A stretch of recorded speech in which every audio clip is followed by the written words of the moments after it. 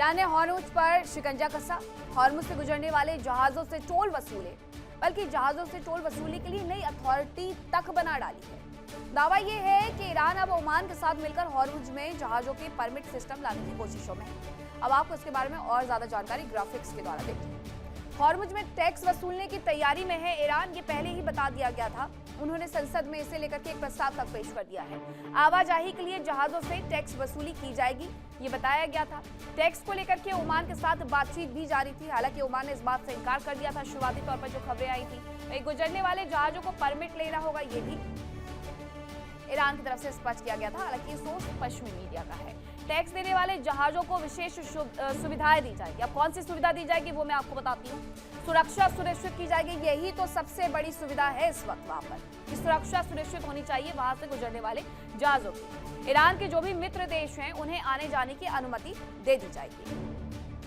US Israel के जहाजों को अनुमति नहीं मिलेगी, ये उसने बहुत पहले जब हॉर्मुज में नाकेबंदी नहीं की थी तभी ये स्पष्ट कर दिया था, और वहां से जहाजों को गुजरने भी नहीं दिया गया था अमेरिका और इजराइल के लिए। इसीलिए अमेरिका वहां पर आकर के सीधे तौर पर अपना अधिकार जता करके बैठ गया है। हालांकि इन सब के बीच में जो ये टैक्स वसूली वाला प्रोग्राम चल रहा था, कहा यह गया कि हम पीजीएसए संस्था बना करके यहाँ से पर्यावरण के नाम पर टैक्स ले रहे हैं, हम यहाँ से गुजरने वाले जहाजों से टैक्स नहीं ले रहे हैं।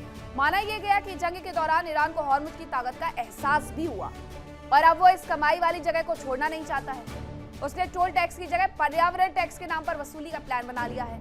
और इसके अलावा ईरान ने बाकायदा एक संस्था बना दी है जिस पर अमेरिका ने अब शिकंजा कस दिया है। लेकिन जो हॉर्मुज का मैनेजमेंट देखेगी वो संस्था आखिरकार है कौन सी, उसके बारे में आपको बताती हूँ। हॉर्मुज की व्यवस्था देखने के लिए ईरान ने नई संस्था बनाई और इसे नाम दिया Persian Gulf Strait Authority, PGSA. IRGC navy के साथ मिलकर के ये काम करेगी और पीजीएसए संस्था हॉर्मुज से गुजरने के लिए जहाजों को इजाजत भी देगी। पीजीएसए से इजाजत लेनी होगी और फीस भी देनी होगी। जहाज और क्रू सदस्यों के बारे में पूरी इंफॉर्मेशन इन्हें मुहैया करवानी होगी। जहाज पर जो भी सामान लेकर के जा रहे हैं, जो भी रूट मैप है उसके बारे में भी जहाज को जानकारी देनी होगी। अब ईरान ने हॉर्मुज स्ट्रेट पर दावा किया कि वहां से गुजरने वाले जहाजों से टोल वसूलने का दावा है, लेकिन ये दावा आखिरकार उसकी तरफ से क्यों किया जा रहा है, जरा वो मैं आपको बताती हूँ। दरअसल इसके पीछे की वजह यह है कि हॉर्मुज के उत्तर में ईरान है और दक्षिण में है ओमान और इसके साथ ही यूएई। हॉर्मुज की जो सामान्य तौर पर चौड़ाई है वो करीब 50 किलोमीटर है। सक्रिय जगह पर हॉर्मुज की चौड़ाई महज 33 किलोमीटर रह जाती है। हॉर्मुज में शिपिंग लेन की चौड़ाई मात्र 15 किलोमीटर है। ईरान और ओमान के बीच में कई जगह समुद्री दूरी है, 24 समुद्री माइल से भी कम है जो दूरी है। और 24 समुद्री माइल से कम दूरी होने पर मीडियन लाइन का सिद्धांत लागू हो जाता है। अब मीडियन लाइन के तहत समंदर के बीच में खींची गई रेखा मीडियन लाइन के उत्तर में ईरान और दक्षिण में ओमान का बंटवारा कर देती है। ईरान और ओमान को अपने अपने क्षेत्र के संसाधनों के इस्तेमाल का पूरा हक इसकी वजह से मीडियन लाइन की वजह से मिल जाता है। और समूचे हॉर्मुज पर ईरान के साथ ही यूएई, बहरीन, ओमान का भी हक है। लेकिन ईरान सिर्फ ओमान को हकदार मानता है, बाकी दो देशों को नहीं। मीडियन लाइन के आधार पर अब तक कंट्रोल ईरान के पास रहा। ईरान अब पूरे इलाके पर अपना कब्जा जताना शुरू कर चुका है। मैं खबर आपको बताती हूँ, अमेरिकी सांसद बर्नी सैंडर्स का ट्रंप पर बड़ा हमला, सैन्य खर्च और युद्ध को प्राथमिकता देने का आरोप उनकी तरफ से लगाया गया है। उन्होंने ये बड़ा आरोप लगाया है कि डोनाल्ड ट्रंप का जो फोकस है वो सिर्फ और सिर्फ सैन्य खर्च और युद्ध को प्राथमिकता देने पर है, लेकिन अमेरिकियों की भलाई के लिए उनका ध्यान बिल्कुल भी नजर नहीं आता है। उन्होंने अमेरिकियों की अनदेखी का आरोप लगा दिया गया है। ये है बर्नी सैंडर्स, जिनकी तरफ से कहा गया है देयर प्रायोरिटीज एंड आवर्स, उनकी प्रायोरिटी और हमारी प्रायोरिटी अलग है। Trump 500 million military, new weapons और डिस्ट्रैक्शन पर खर्च कर रहे हैं, ये ट्रंप की प्रायोरिटी है। लेकिन उन्होंने मेयर ममदानी के बारे में कहा है कि वो 22 बिलियन चाहते हैं हाउसिंग क्राइसिस के लिए न्यूयॉर्क में, और 4 लाख यूनिट लो इनकम की अफोर्डेबल हाउसिंग सोसाइटी के तौर पर वो डेवलप करना चाहते हैं। तो हमारी प्रायोरिटी बहुत अलग है। और डोनाल्ड ट्रंप अमेरिकियों को सीधे सीधे नजरअंदाज करके पूरा का पूरा पैसा झोंक रहे हैं, कहां पर, युद्ध में। 500 बिलियन डॉलर युद्ध में झोंक दिए और अब से 22 की बात कर रहे हैं। वो भी इसलिए क्योंकि न्यूयॉर्क में अफोर्डेबल लिविंग लोगों को दे सके, जो कि सबसे ज्यादा महंगी है। ईरान से जंग में अमेरिका को भारी नुकसान हुआ। सैन्य बेस से लेकर के सैन्य साजो सामान तक, ड्रोन से लेकर के एयरक्राफ्ट और मिसाइल्स तक। ईरान की मिसाइल्स और ड्रोन के प्रहार से कोई भी बच नहीं पाया। ईरान के हमलों की मार एक तरफ अमेरिका की जेब पर भारी पड़ रही है, तो दूसरी तरफ ट्रंप के सहयोगी और वहां तक की अमेरिकी जनता भी उनके खिलाफ है।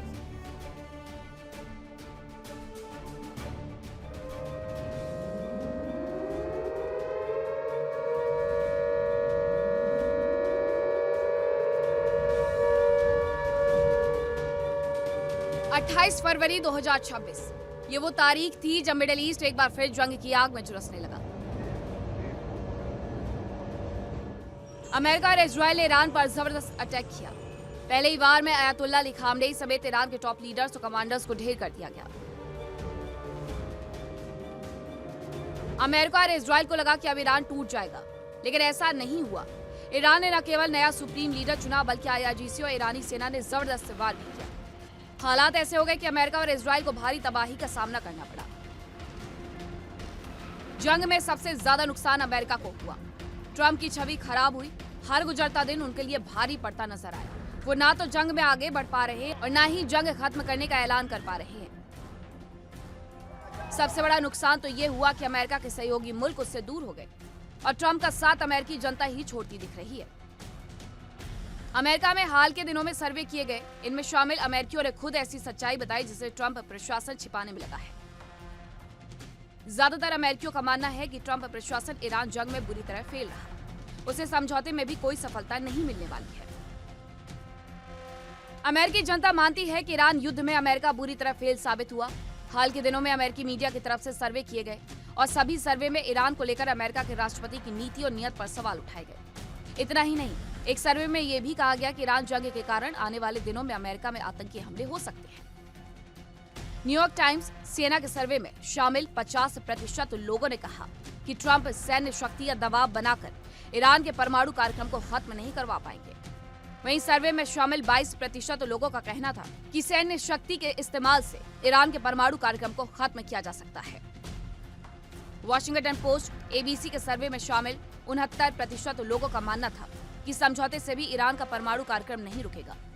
लोगों ने माना कि ईरान को ट्रंप दबा नहीं पाएंगे। ईरान का परमाणु कार्यक्रम पर्दे के पीछे से चलता रहेगा। ABC के सर्वे के अनुसार 61% लोगों ने माना कि जंग ने अमेरिकियों के खिलाफ आतंकवाद के खतरे को बढ़ा दिया। 49% लोगों ने कहा कि इससे मध्य पूर्व की स्थिति आने वाले वक्त में और ज्यादा बिगड़ सकती है।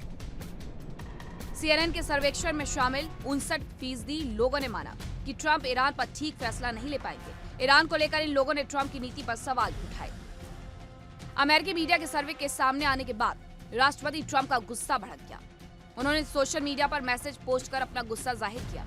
ट्रंप ने लिखा कि अगर ईरान सरेंडर कर देता है और यह स्वीकार कर लेता है कि उसकी नौसेना नष्ट हो चुकी है, तेहरान में उसकी सेना के लोग हाथ खड़े कर सरेंडर सरेंडर चिल्लाएंगे। इसके बावजूद अमेरिकी मीडिया इसे अमेरिका की जीत नहीं बताएगा। Bureau report, India daily. अमेरिकी जनता की राय मीडिया के सर्वे के माध्यम से सामने आ गई है, लेकिन डोनाल्ड ट्रंप भी गुस्से में आ गए, क्योंकि ज्यादातर लोगों ने माना है कि ट्रंप की ईरान के प्रति नीतियां उतनी कामयाब नहीं रही जितनी उम्मीद की जा रही थी। अब आपको इस सर्वे के बारे में और विस्तार से जानकारी देती हूँ। न्यूयॉर्क टाइम्स, CNN का जो सर्वे है उसके अनुसार 50% लोगों ने कहा कि ट्रंप का ईरान पर दबाव बनाना बेकार है। ईरान का परमाणु कार्यक्रम खत्म नहीं करवा पाएंगे डोनाल्ड ट्रंप। 22% लोगों ने माना कि US आर्मी खत्म करेगी ईरान का परमाणु प्रोग्राम, लेकिन 52% लोगों ने कहा कि जंग का हर हाल में खत्म हो जाना ही ठीक है। वही वॉशिंगटन पोस्ट और ABC का जो सर्वे है उसके अनुसार 69% लोगों ने माना कि समझौते से भी ईरान का परमाणु प्रोग्राम रुकने नहीं वाला है। लोगों ने यहां तक मान लिया कि ईरान नहीं झुकेगा और परमाणु प्रोग्राम चलता रहेगा। 2/3 लोगों ने सर्वे में माना है कि ईरान में कामयाब अमेरिका नहीं होने वाला है। वहीं ABC का सर्वे क्या कहता है? 61% लोगों ने माना है कि जंग में अमेरिकियों के खिलाफ आतंकवाद का खतरा बढ़ गया है। 49% लोगों के मुताबिक मिडिल ईस्ट में स्थिति और बिगड़ सकती है। और CNN का सर्वे इससे इतर है, जिसमें 59% लोगों ने ईरान को लेकर के ट्रंप की नीतियों पर ही सवाल उठा दिए। लोगों ने कहा कि ईरान पर सही फैसला नहीं ले पाए हैं डोनाल्ड ट्रंप। 22% लोगों ने डोनाल्ड ट्रंप के फैसले को सही करार हालांकि दिया है। वहीं अमेरिका ने ईरान के खिलाफ ऑपरेशन एपिक फ्यूरी का आगाज किया, जो फिलहाल कामयाब होता नजर नहीं आ रहा।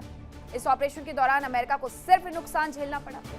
अमेरिका के अरबों के सैन्य संसाधन तबाह हो गए। उनके अपनों ने उनका साथ छोड़ दिया। ट्रंप की साख कमजोर हुई और इन सब के बावजूद अमेरिका के टारगेट अधूरे रह गए। आप यूं भी कह सकते हैं कि अमेरिका का यह प्रयास पूरी तरीके से फेल साबित हो गया है। अब आपको इसकी मुख्य वजहों की जानकारी देती हूँ। इसके फेल होने की जो सबसे बड़ी वजह, नेतृत्व का पतन। ईरान के जो सर्वोच्च नेता है अयातुल्ला अली खामनेई, दरअसल उनकी मौत हो गई और खामनेई की मौत के बाद ईरान ने कड़ा रुख अपनाना शुरू कर दिया। उन्होंने युद्ध लड़ना शुरू कर दिया, जिसके बारे में अमेरिकी जनता ने सोचा भी नहीं था और न ही अमेरिका के ये पॉलिटिशियंस ने सोचा था। अमेरिकी हमले के बाद ईरान और भी ज्यादा मजबूत हो गया और ईरान ने अमेरिका पर ताबड़तोड़ मिसाइलें दागना शुरू कर दिया। खाड़ी देशों में अमेरिकी सैन्य ठिकानों पर हमले हुए और युद्ध में कई अमेरिकी सैनिक मारे गए। अब बात करती हूं दूसरी वजह की। दूसरी वजह यह कि हॉर्मुज स्ट्रेट जो बंद किया गया, उसकी वजह से अभी आप जो देख रहे हैं वो नेतृत्व का पतन, उसकी वजह से अमेरिका को नुकसान झेलना पड़ा। अब बात करते हैं हॉर्मुज स्ट्रेट की। अमेरिकी हमलों के बाद ईरान ने हॉर्मुज को बंद कर दिया और हॉर्मुज बंद होने से वैश्विक तेल आपूर्ति पूरी तरीके से ठप हो गई। अमेरिका ने हॉर्मुज पर नाकेबंदी शुरू कर दी। ईरान से आने और जाने वाले जहाजों को रोक दिया। ईरान को आर्थिक नुकसान होने का दावा कर दिया और ईरान को कमजोर आंकना अमेरिका की सबसे बड़ी भूल साबित हुआ है। ट्रंप ने ईरान को कमजोर समझ करके गलती की। ईरान की ताकत का सही आकलन नहीं कर पाए और ईरान के सस्ते और घातक ड्रोन ट्रंप के लिए चुनौती बन गए। ईरान के सस्ते ड्रोन से अमेरिका की महंगी मिसाइलें बर्बाद हो गई। ईरान ने ड्रोन से अमेरिकी बेस पर घातक हमले कर दिए। सस्ते ड्रोन से अमेरिकी सुरक्षा घेरा ईरानी ड्रोन रोकने में पूरी तरीके से नाकामयाब रहा। उनकी महंगी मिसाइलें ईरान के सस्ते ड्रोन को नहीं रोक पाई। वही ट्रंप की प्लानिंग में कमी भी एक बड़ा फेलियर साबित हुआ, क्योंकि अपने मकसद को हासिल करने में एपिक फ्यूरी नाकाम रहा। अमेरिकी प्रशासन के अंदर विरोधाभास की स्थिति है। सही स्ट्रेटजी न होने से ऑपरेशन मकसद से भटक गया है। अमेरिका को नुकसान हुआ सो अलग, ऑपरेशन के दौरान अमेरिका को आर्थिक नुकसान हुआ। अमेरिका के मिसाइल भंडार पूरे तरीके से खाली हो गए हैं। अब ईरान से जंग के दौरान राष्ट्रपति ट्रंप बेहद परेशान हैं। हालात ऐसे हैं कि वो खुद भी नहीं समझ पा रहे हैं कि आगे क्या किया जाए और शायद यही वजह है कि ट्रंप प्रशासन एक के बाद एक वरिष्ठ अधिकारियों पर ही गाज गिराते हुए नजर आ रहे हैं। एक के बाद एक अधिकारियों को निकालते जा रहे हैं। सबसे पहला नाम तुलसी गबार्ड का है। 18 प्रमुख खुफिया एजेंसियों की प्रमुख रही। कामकाज की निगरानी और समन्वय करना इनका काम रहा। तुलसी गबार्ड ने मई 2026 में इस्तीफा दे दिया। 30 जून 2026 को आधिकारिक रूप से वो पद छोड़ देंगी। हालांकि तुलसी गबार्ड ने कहा कि उन्हें फैमिली रीजन की वजह से इस्तीफा देना पड़ रहा है, लेकिन दुनिया इस पर भरोसा करने के लिए तैयार नहीं है। अब बात करती हूँ दूसरी तरफ जॉन फेलन की। ये नौसेना सचिव हैं। ये उनकी तस्वीर है, जंग में हार और उसके बाद अपनों पर ये गाज। ये एक सिविलियन पद होता है, सैन्य नहीं। यूएस नेवी और मरीन कॉर्प्स की नीति पर ये काम कर रहे थे। नेवी बजट और प्रशासन की जिम्मेदारी इनके पास थी। जहाजों की खरीद से लेकर टेक्नोलॉजी, लॉन्ग टर्म स्ट्रेटजी तय करना इनका काम था, लेकिन इन्हें भी चलता बंद कर दिया गया। रेंडी George army chief of staff, 1 साल बचा हुआ था कामकाज में, 1 साल बचा हुआ था रिटायरमेंट में, लेकिन उसके पहले उन्हें जाना पड़ गया। यूएस आर्मी का सर्वोच्च सैन्य अधिकारी, सैनिकों की ट्रेनिंग, युद्ध की तैयारी के बीच में जाना पड़ा। ऑपरेशन की रणनीति बनाने पर काम करते थे और सरकार को सैन्य सलाह देना इनका काम था। और अमेरिका में डोनाल्ड ट्रंप को पसंद नहीं आए इनकी सैन्य सलाह, तो इन्हें बाहर का रास्ता दिखा दिया गया। अब बात करती हूँ सीक्यू ब्राउन की, जो कि एयरफोर्स के चीफ थे। यूएस एयरफोर्स के प्रमुख रहे। हवाई हमले, एयर डिफेंस की जिम्मेदारी इनके पास थी। ड्रोन ऑपरेशन, स्पेस आधारित सिस्टम की जिम्मेदारी इनके पास थी। आधुनिक युद्ध में इनका रोल बहुत ज्यादा महत्वपूर्ण था, लेकिन युद्ध के बीच में इन्हें भी जाने के लिए कह दिया गया। इनसे भी इस्तीफा ले लिया गया। इसके बाद एक नाम और है, लिंसा फ्रांचिटी, नेवी की टॉप एडमिरल। सेना, एयरफोर्स, नेवी, हर जगह ये गाजगिरी है। नौसेना की ऑपरेशनल हेड हुआ करती थी। समुद्री युद्ध जहाजों की तैनाती इनका काम था। ग्लोबल नेवल ऑपरेशन को कंट्रोल करती है, लेकिन अब ये भी जा चुकी हैं। लिंडा फेगन कोस्ट गार्ड प्रमुख है। सेना का कोई सा भी ऐसा छोर नहीं बचा है जहां से अमेरिकी राष्ट्रपति डोनाल्ड ट्रंप ने उन लोगों का इस्तीफा न लिया हो। सेना, उसके बाद एयरफोर्स, उसके बाद navy, coast guard, chief staff, सबके इस्तीफे हो चुके। तुलसी गबार्ड खुद चली गई है। अब इनका काम क्या था? समुद्री सुरक्षा, बॉर्डर प्रोटेक्शन, रेस्क्यू ऑपरेशन की जिम्मेदारी निभाना और युद्ध के समय यह भी रक्षा तंत्र का हिस्सा माना जाता है। अहम हिस्सा है कोस्ट गार्ड का। फिर जेफरी क्रूज, इंटेलिजेंस प्रमुख, दुश्मन की जानकारी जुटाना, सैटेलाइट, साइबर और जासूसी से जानकारी इकट्ठा करना, जासूसों से युद्ध में सही फैसले लेने के लिए ये बेहद जरूरी व्यक्ति है। सैन्य के टॉप वकील, कानूनी सलाहकार, युद्ध के लिए नियम, सैनिकों के अधिकार ये तय करते थे कैसे होगा। कोर्ट मार्शल मामलों को संभालते थे और अंतर्राष्ट्रीय कानूनों का पालन हो इस बात पर वो खास नजर रखते थे। मिडिल ईस्ट में अमेरिका और ईरान के बीच में जंग के अब साइड इफेक्ट्स दिखने लगे हैं। अरब जगत में अब एक नया संकट दिखने लगा है। अब तक ये यहूदी बनाम मुसलमान का था, लेकिन अब ये शिया बनाम सुन्नी का हो गया है।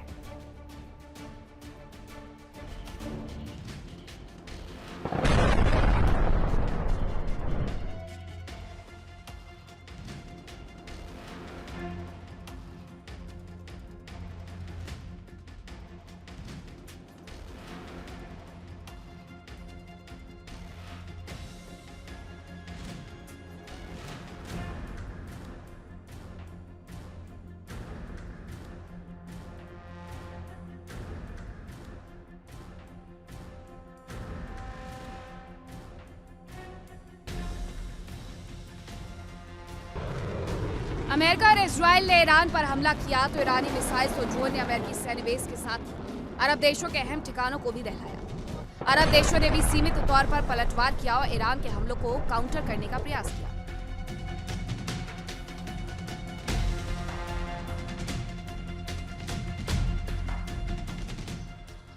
अब इस जंग का अलग ही रूप दिख रहा है। ईरान जंग के बाद अब खाड़ी देशों में शिया मुसलमानों की मुसीबतें बढ़ गई हैं। यूएई और बहरीन में शिया मुसलमानों के खिलाफ बड़ी कार्रवाई की गई। ईरान और यूएई की दुश्मनी ने खाड़ी में रहने वाले शिया मुसलमानों की टेंशन बढ़ा दी। यूएई और बहरीन की तरफ से शियाओं के खिलाफ लगातार बड़े कदम उठाए जा रहे हैं। ताजा मामला शिया समुदाय के फंड को कंट्रोल में लेने का है। बहरीन ने दान में मिलने वाले शिया समुदाय के फंड को लेकर नया नियम बनाने का फैसला किया। इस फैसले से बहरीन में रहने वाले शिया समुदाय काफी गुस्से में है। यूएई ने भी शिया समुदाय से ताल्लुक रखने वाले करीब 15,000 पाकिस्तानी नागरिकों को देश से बाहर कर दिया। पाकिस्तानी संसद में दर्ज रिकॉर्ड के अनुसार यूएई के अधिकारियों ने पाकिस्तानी नागरिकों के पैसे और मोबाइल भी छीन लिए। इन पाकिस्तानियों पर ईरान के पक्ष लेने और उन्हें फंड देने का आरोप था। यूएई और बहरीन दोनों जगहों की सत्ता पर सुन्नी मुसलमान काबिज है। हाल ही में ईरान युद्ध के दौरान बहरीन और यूएई पर ईरान ने ताबड़तोड़ हमले किए। ईरान युद्ध के दौरान बहरीन से कुछ ऐसे वीडियो सामने आए जिसमें स्थानीय शिया समुदाय के लोगों को जश्न मनाते हुए देखा जा रहा था।